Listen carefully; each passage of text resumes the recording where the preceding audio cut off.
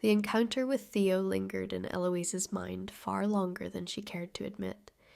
She had spent days trying to shake the memory of their conversation, replaying his words, the way he had so effortlessly left her speechless. She was Eloise, outspoken, sharp-witted, and always ready with a retort. And yet, in the dim glow of that print shop, she had stood before him with no words left to offer. It was infuriating. It was exhilarating. That was why, as the household bustled about in their usual routines, Eloise found herself concocting another excuse to slip away. The urge to see Theo again, no, to debate him again, was gnawing at her. He had challenged her in ways no one else ever had, and she needed another round, another opportunity to prove him wrong, or at the very least, to learn more. She told herself it was purely intellectual curiosity. That morning, as she descended the grand staircase after breakfast, she was met by none other than her eldest brother, Anthony. "Eloise," he called, his tone carrying the distinct weight of authority. "A word." She suppressed the instinct to roll her eyes, but approached nonetheless. "What is it, dear brother?"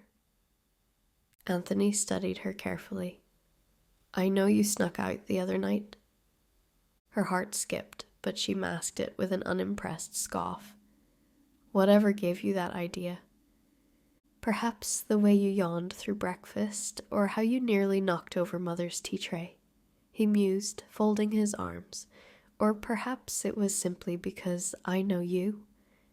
Eloise lifted her chin. "And what of it?" Anthony exhaled through his nose. "I'm not here to chastise you, but I won't pretend it doesn't concern me. You may think yourself clever, but London at night is no place for a young woman alone." Eloise bristled, not at the concern, but at the implication that she needed protection. "I can take care of myself?" Anthony gave her a long look before shaking his head. "Regardless, I will speak to Mother about easing up on this incessant talk of marriage, provided you agree to exercise some caution." That, at least, was a fair trade. Eloise tilted her head, considering. "Fine, but in return I shall be free to take my walks without a chaperone." Anthony narrowed his eyes. "Within reason." She flashed him a quick smile. "Then we have an agreement." With that, she turned on her heel and made her way to the library, her mind already working out how she would use this newfound freedom.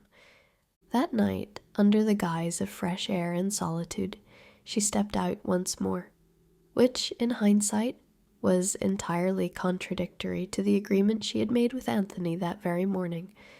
But then again, Eloise was not known for her ability to follow rules, especially ones she had agreed to herself. Impulsivity, after all, was simply part of her charm. And tonight she had a purpose. The streets were quieter than before, the occasional lamplight casting long shadows as she neared the familiar print shop. Clutching a discarded pamphlet she had picked up earlier that day, a leaflet demanding justice and equality, she pushed open the door, the bell overhead, announcing her arrival. Theo was already there, sleeves rolled up, ink staining his fingers as he worked the press. He didn't look up immediately, but the corner of his mouth lifted in recognition. "I was wondering when you'd be back, Miss Tangerine." Eloise bristled at the ridiculous name. "That is not my name."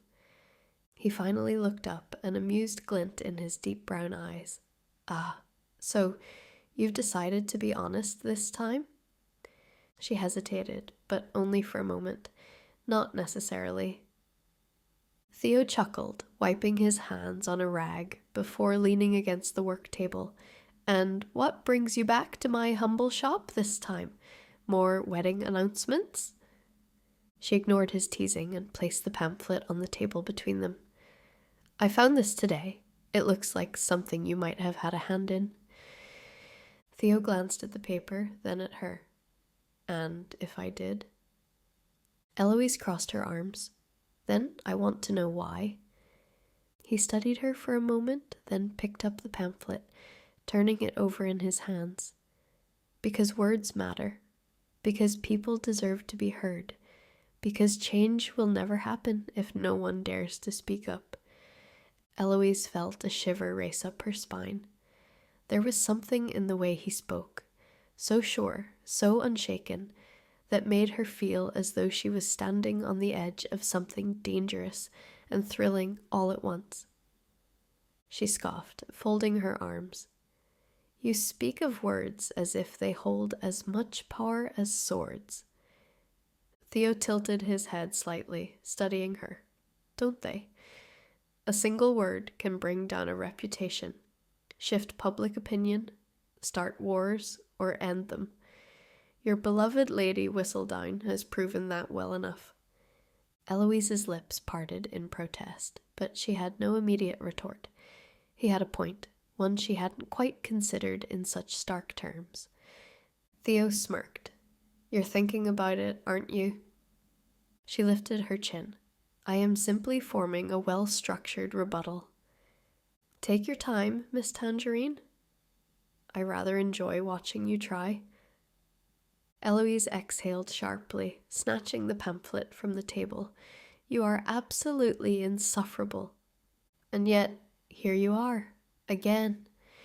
She scowled, but there was no real bite behind it. She had come to challenge him, to disprove him, and yet somehow she had left with more questions than she had answers. It was maddening. I should go before I begin to regret coming here in the first place. Theo leaned back, his smirk unwavering. Shall I walk you back then? She stiffened. No need. He lifted his hands in surrender. If you insist. And just like before, she left the shop with her head high, determined not to look back. And just like before, Theo followed, this time with a knowing smirk. She might have refused his offer, but there was no way he was letting her walk these streets alone. Not now, not ever.